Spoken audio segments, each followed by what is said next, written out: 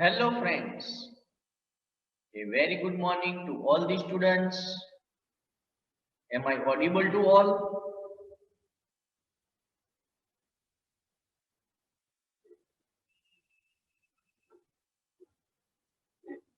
Okay, thank you friends for the response.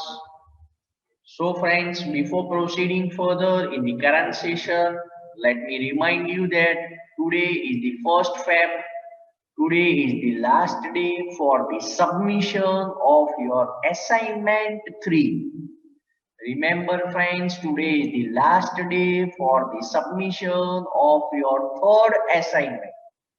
So those students who have still not submitted their assignments are instructed to submit it by today itself. So friends, you are aware that we are discussing the important unit, that is the properties of steam. And friends, if you remember, in the last lecture, we have started the discussion related to the steam calorimeters, and we have understood three different types of the calorimeters. They were the bucket or the barrel calorimeter. Then we have understood the throttling calorimeter, and finally we have understood the separating calorimeter. And during the discussion, we have also seen the limitations of the throttling calorimeter and the separating calorimeter. So let us start with the discussion of some more points. The last theoretical point of this chapter, that is the combined calorimeter.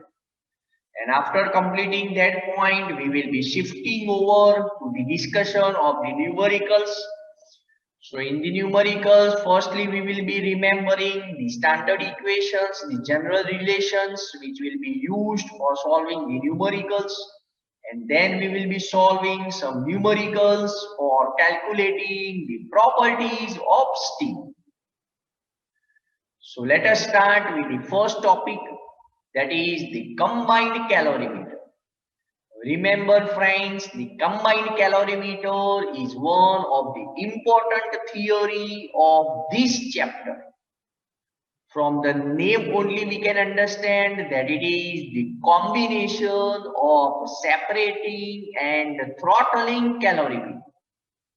The combined calorimeter is used to remove the drawback of separating calorimeter.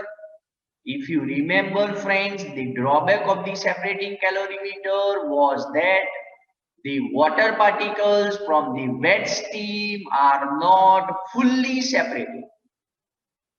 And also there is one drawback of the throttling calorimeter, that is the throttling calorimeter is not suitable for very wet steam. So considering these drawbacks of both the separating and the throttling calorimeter, now a newer modification of the calorimeter is developed, that is the combined calorimeter. And when both these calorimeters are combined in series, it reduces the drawbacks of both the calorimeters. So among all the methods of determining the dryness fraction, the combined calorimeter is considered as the most satisfactory method. In this calorimeter, the moisture from the wet steam sample is first removed in the separating calorimeter, so that the dryness fraction of the wet steam is increased above 0.95.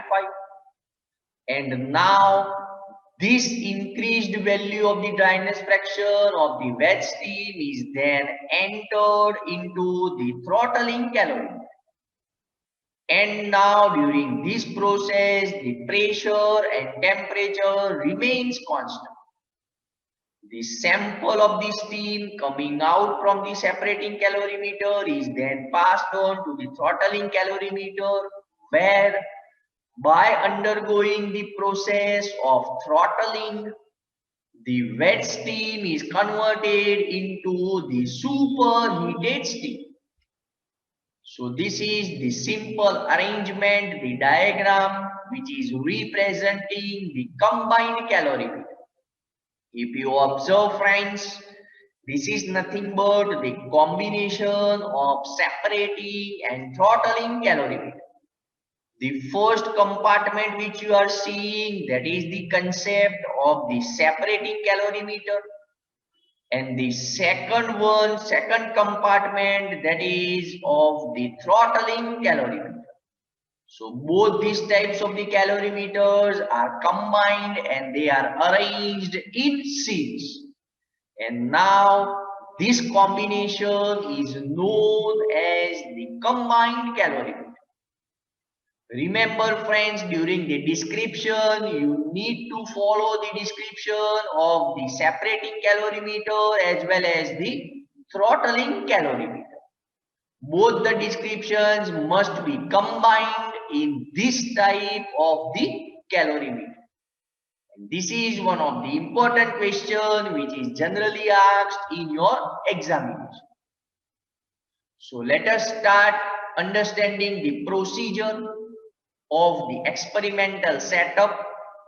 A sample of the wet steam from the main steam pipe first enters the separating calorimeter through the sampling tube, as we have understood in the image. While passing through the separating calorimeter, most of the moisture from the wet steam is separated out and collected in the inner chamber of the separating calorimeter, where it is measured with the scale. Dear friends, let me ask you a question. How the moisture is removed from the wet steam in separating calorimeter? How the moisture is removed from the wet steam in case of the separating calorimeter?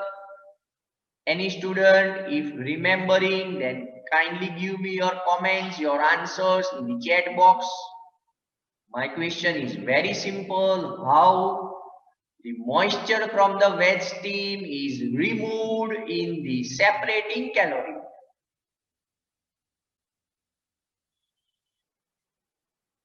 Any student, if remembering the concept of separating calorimeter, they can give me the answer in the chat box. By centrifugal force, that is not the answer. Okay, the perfect answer, that is due to the inertia of the water droplets and by the use of the perforated tray. Dear friends, if you remember, the wet steam having the maximum water particles were heated on the perforated tray. So the water particles having the larger inertia was removed and collected in the inner chamber, and the dry steam was separated and it was transferred to the another barrel calorimeter. So while passing through the separating calorimeter, the most of the moisture from the wet steam is separated out and collected in the inner chamber of the separating calorimeter, where it is measured with the scale. Now comparatively dry steam having the dryness fraction above 0.95 from the separating calorimeter as shown in the figure is passed into the throttling calorimeter through the throttling valve, where it expands to superheated steam. The superheated steam, after passing to the throttling calorimeter, is then exhausted from the calorimeter into condenser provided at the bottom of the throttling calorimeter, where it is finally condensed and measured. So these are the simple points of the procedure in context of the combined calorimeter. Dear friends, the calculation of dryness fraction of steam, very easy to understand. Assume that X1 is the dryness fraction of steam measured by separating calorimeter, and X2 is the dryness fraction of steam measured by throttling calorimeter. Thus, finally, as we are understanding the concept of combined calorimeter, thus the dryness fraction of steam according to the combined calorimeter, that is X, is equal to X1 into X2. So multiplying both the dryness fractions calculated from the separating and throttling calorimeters, now we will be getting approximately correct answer of the dryness fraction of steam. So this is the equation which you need to remember, that is x is equal to x1 into x2. X1 that represents the dryness fraction of steam in context of separating calorimeter, and X2 represents the dryness fraction of steam measured by the throttling calorimeter. So with this, I am concluding the theoretical points of the chapter, that is the properties of steam. So dear friends, now let us start with the numericals. So before starting the numericals, let me advise you all students that kindly take your textbook and open the steam tables which are given at the back side of your textbook. You will require those steam tables, and mainly the table number 1, that is the appendix 1, pressure table. That only table we will be using for calculating the numericals. Let me know from your side whenever you are ready with the steam table, the textbook.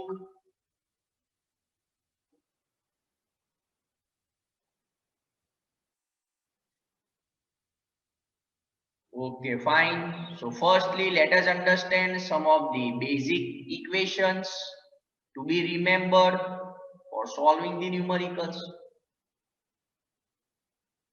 The first equation, that is the dryness fraction of steam.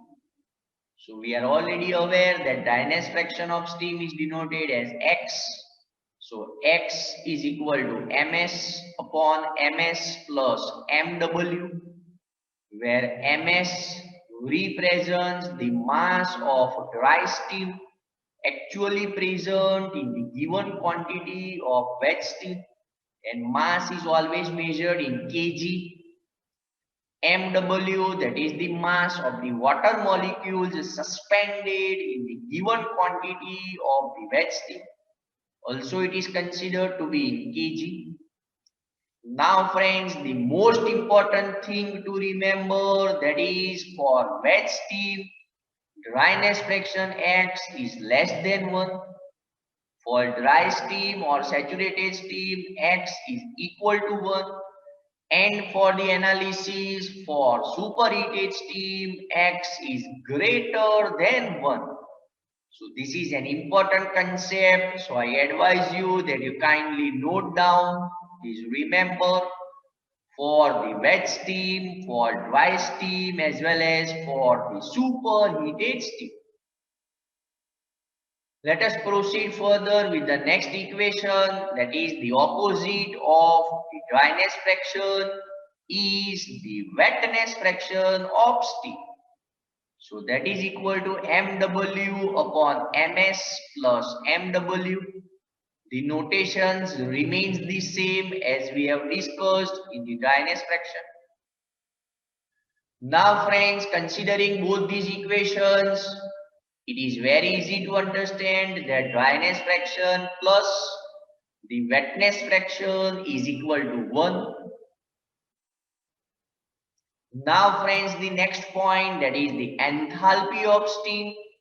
And during the lectures, during the theoretical discussions, we have calculated that Q is equal to delta H. So the first enthalpy, that is the enthalpy of liquid or can be considered saturated water. It is denoted as HF or H water. That is equal to Cp for water into T water minus 0.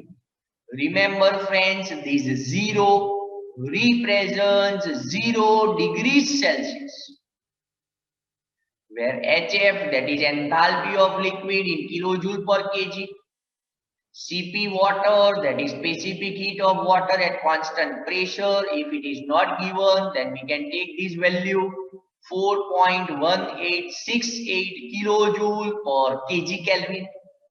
You need to compulsory assume this value if it is not given in the numerical. And tea water, it is but obvious that is the temperature of water that needs to be converted into Kelvin. So friends, the temperature needs to be converted into Kelvin, tea water.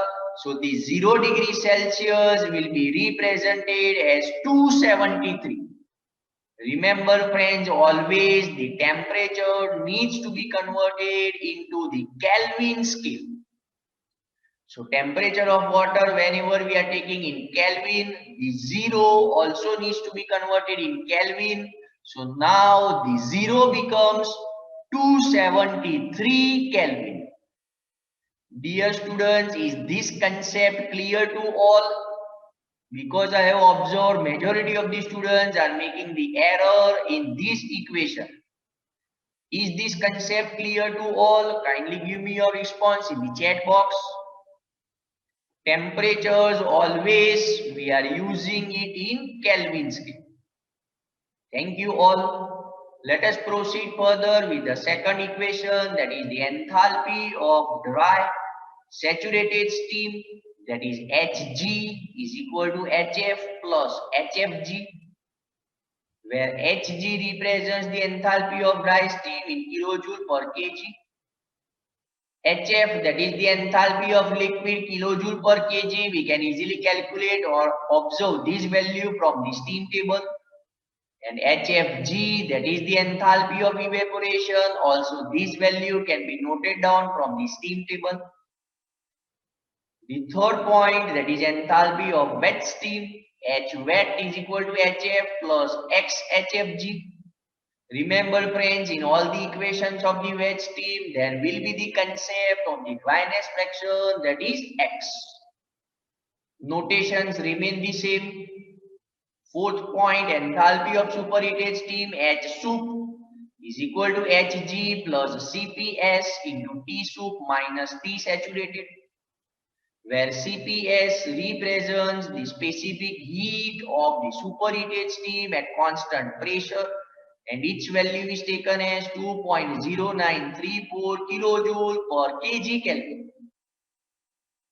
T sup, that is the temperature of superheated steam in Kelvin,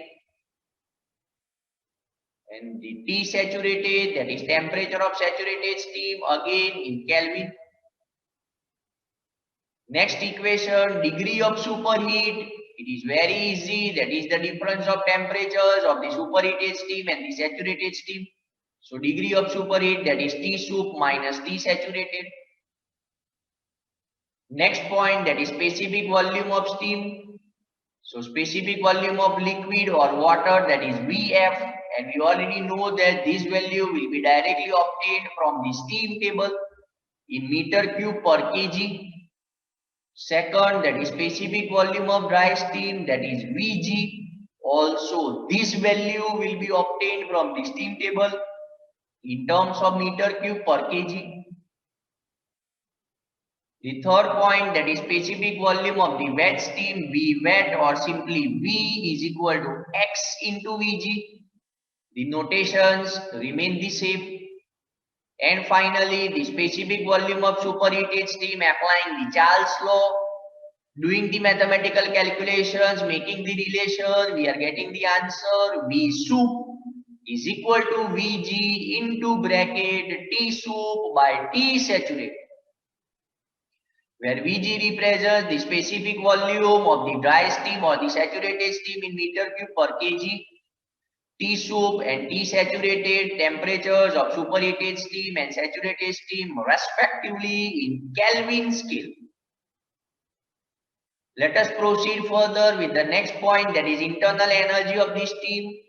The first point, internal energy of dry steam, that is Ug is equal to Hg minus P into Vg, where Ug represents the internal energy of dry steam in kilojoule per kg.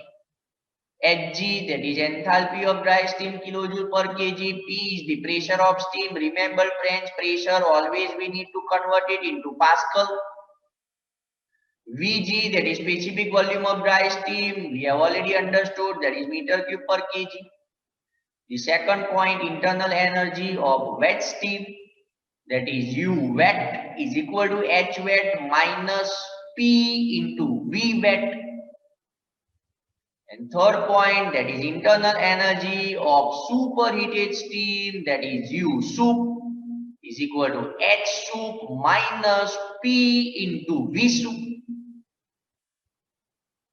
Next point, remember friends, in the GTU examination only the combined calorimeter numericals are asked. So we will be remembering the equations only for the combined calorimeter, because in the combined calorimeter we have already understood that it is the combination of separating and throttling calorimeter. For separating calorimeter, let X1, that is the dryness fraction, we are assuming X1 to be the dryness fraction of the steam. So X1 is equal to Ms upon Ms plus Mw as seen in the separating calorimeter. Ms mass of steam condensed in barrel calorimeter in kg, Mw mass of the water which is collected in the inner chamber, that is also in kg. Similarly, for the another concept, for throttling calorimeter, let X2 is the dryness fraction. So we are knowing that enthalpy before throttling wet steam at pressure P1 is equal to enthalpy after throttling, that is superheated steam at pressure P2. So for wet steam, I can write down the equation HF1 plus X2 into HFG1, and for superheated steam Hg2 plus Cps into T sup minus T saturated. Here the 2 represents the point at pressure P2 and 1 represents the point at pressure P1. X2 is the dryness pressure measured by the throttling calorimeter. So finally, calculate X2 from the above equation, and thus the total dryness fraction of the steam by means of the combined calorimeter, that is X is equal to X1 into X2. So these are the different equations, general equations which you need to remember for solving the numericals. Now friends, let us start with the first numerical. Determine the quality of steam for the following cases. 3 cases are given, that is P is equal to 10 bar, V is equal to 0.180 meter cube per kg. Second case is again P is equal to 10 bar, temperature is 200 degrees Celsius. And third case, that is 25 bar, H is equal to 2750 kilojoule per kg. Very interesting numerical in order to clear the concept of this steam. Quality of the steam represents the type of the steam. So for each case, we need to determine what is the type of the steam. We have already understood there are 3 types of the steams: dry steam, wet steam and superheated steam. So we need to decide in which case there will be which type of the steam. So let us start with the solution, writing down the given data. So for case number 1, P is given, specific volume is given. For case number 2, the same pressure, 10 bar, temperature is given 200 degrees Celsius. And for case number 3, pressure, that is 25 bar, and H is given 2750 kilojoule per kg. To find step number 2, that is the quality of the steam in each case, that is the type of the steam. Remember friends, I am telling you once again, this is a very interesting numerical for determining the properties of the steam or determining the type of the steam. Here the answer will be achieved by applying the logical concepts. So kindly now focus on the calculations. So calculations, case number 1. When pressure is given 10 bar and specific volume of the steam is given, that is 0.180 meter cube per kg. Now you can use your steam table. So from steam table, pressure type, the following value is obtained at pressure P is equal to 10 bar. This is how we are representing. So we are getting the value Vg, that is 0.194 meter cube per kg. Dear students, all are getting this value of Vg from the steam table. Kindly share me your response in the chat box if you have got this value of Vg at pressure P is equal to 10 bar.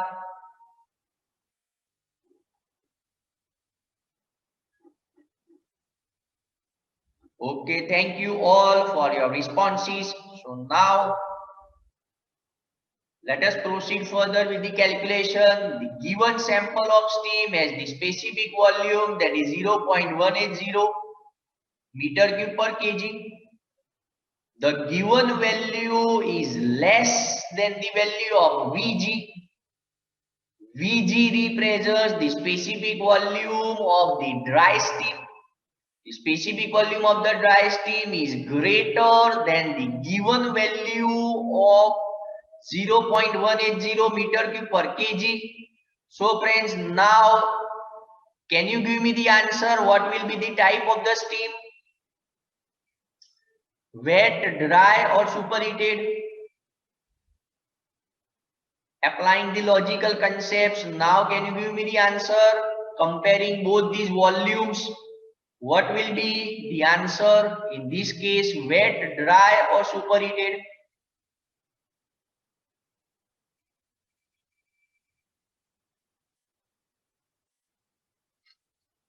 Okay, fine. So considering this value, hence now since the given sample volume is less than the volume of the dry steam, hence the steam will be a wet steam.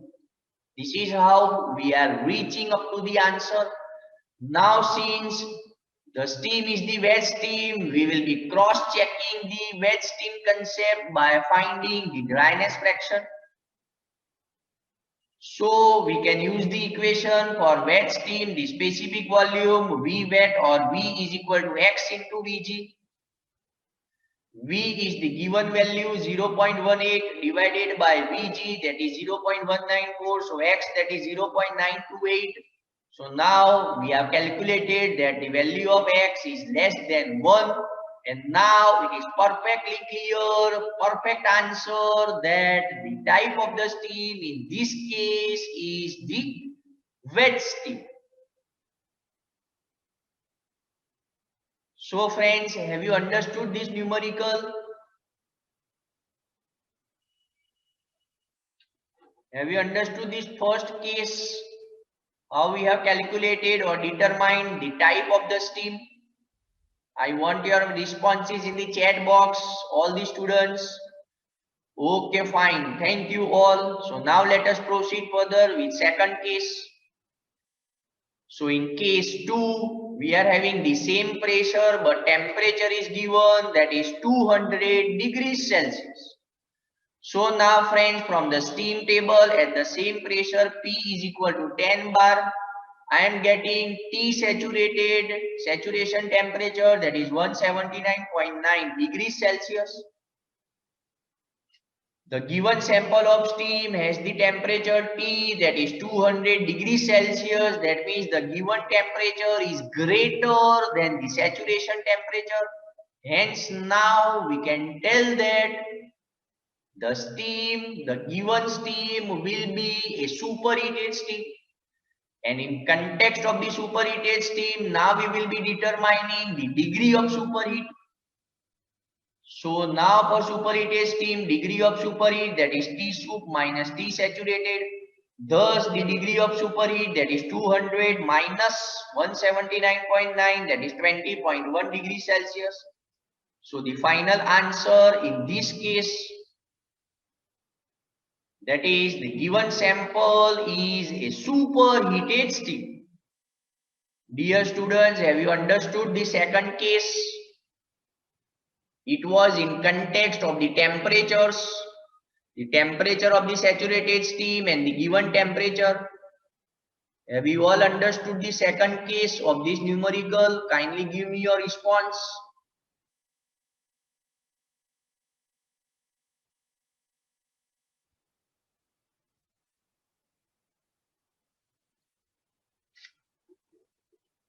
Okay, fine. So I have got some positive responses from the students. Thank you all once again. Now let us proceed further with the third case of this numerical. In this case, we are having the pressure P 25 bar and specific enthalpy, that is 2750 kilojoule per kg. So again, now using the steam table pressure type, the following values are obtained at pressure P is equal to 25 bar. If you can observe your steam table, you will be getting approximately these values from the table. So now comparing the value, the given sample of steam has the specific enthalpy H, that is 2750 kilojoule per kg. This value is less than the value of Hg. That means the percentage or the energy content of the given steam is less than the energy contents of the dry steam. Hence, now we can assume that the given sample will be of the wet steam. Now, in order to justify our assumption, we will be determining the dryness fraction. So, writing down the equation for wet steam, the specific enthalpy H is equal to HF plus XHFG. So, calculating the answer of X, that is 0.974. That means X is less than 1. Hence, it is now confirmed that the given sample of the steam in this case is the wet steam. So friends, have you all understood this case? It was in context of the enthalpy of the steam. We have compared the enthalpy, the given enthalpy with the enthalpy of the dry steam. Is it clear to all?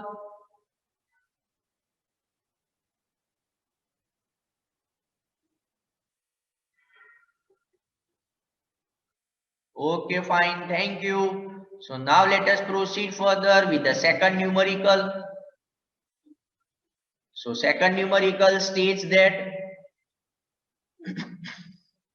how much heat is added to convert 3 kg of water at 36 degrees Celsius into steam at 8 bar and 210 degrees Celsius. Take the specific heat of superheated steam 2.1 kilojoule per kg Kelvin and specific heat of water, that is 4.186 kilojoule per kg Kelvin. Interesting numerical. So try to understand the concept, try to understand the steps. So firstly, we are having the given data, mass of the water M, that is 3 kg. The temperature of the water, that is sea water, 30 degrees Celsius, converting this value into Kelvin. Pressure of the steam P is equal to 8 bar. Temperature of the steam, that is T 210 degrees Celsius. We are not knowing what is the type of the steam. So I have just mentioned T. Specific heat of superheated steam, that is CPS 2.1 kilojoule per kg Kelvin, converting it into joule per kg Kelvin. And similarly, specific heat of water, CP water, is equal to 4.186 kilojoule per kg Kelvin, converting it into joule per kg Kelvin. The second step is to find. So we need to determine or calculate the amount of heat required to convert the water into the steam. So let us start with the calculations. Remember friends, understand the calculation perfectly. From the steam table, the pressure type, the following values are obtained at pressure P is equal to 8 bar. TS 170.4 degrees Celsius, HF 720.9 kilojoule per kg Kelvin, kilojoule per kg, HFG 2046.5 kilojoule per kg, and HG 2767.5 kilojoule per kg. Now friends, the given sample of the steam has already given the temperature, that is 210 degrees Celsius. The given temperature is greater than the temperature of the saturated steam. So which is the type of the steam we are going to produce in this numerical? Dear students, which is the type of the steam we are going to produce in this numerical? comparing the temperatures? Kindly give me the answers in the chat box. Very good. The perfect answer from the good students, the intelligent students. We will be developing the superheated steam. So now, writing that point, thus the given value of temperature is greater than Ts, the saturation temperature. Hence, the steam to be generated will be a superheated steam. Now friends, the given temperature can be taken as T soup. So T soup, that is 210 degrees Celsius. First we will be calculating for superheated steam the specific enthalpy. H soup is equal to Hg plus Cps. T soup minus T saturated. Converting all the values in the standard SI units. So Hg is converted in joule per kg, Cps in joule per kg Kelvin. T soup is converted into Kelvin, T saturated again converted into Kelvin. So we are getting the answer. H soup is equal to 2850.66 kilojoule per kg. So this is the amount of heat required to produce the superheated steam at 210 degrees Celsius. Let us now proceed further with the next step of the calculation.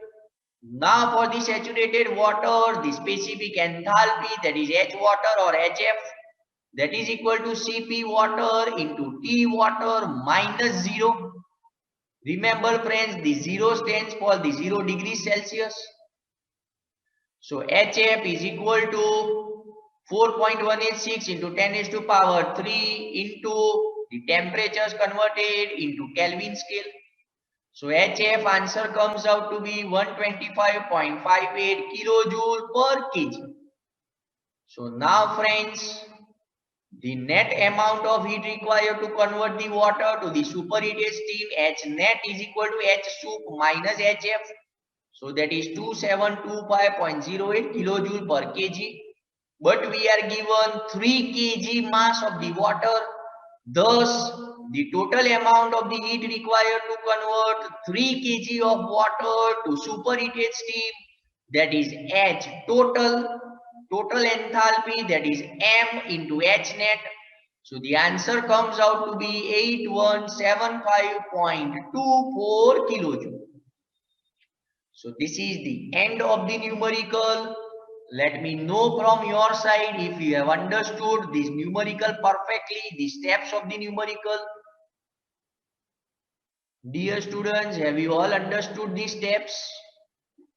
Any doubt or any question from your side, you can ask me in the chat box. Okay, fine. So I'm getting some good positive responses from the students. So now friends, let me give you one of the simple numerical for your practice.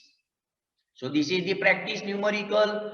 What is the amount of heat required to produce 5 kg of steam at a pressure of 5 bar and temperature of 250 degrees Celsius from water at 30 degrees Celsius? Take Cps is equal to 2.1 kilojoule per kg Kelvin. Same pattern of the numerical which we have discussed in the second numerical.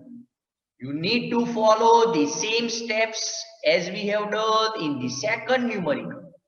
And in the next lecture, I will be giving you the answers of this numerical, and we will be solving some more numericals of properties of steam.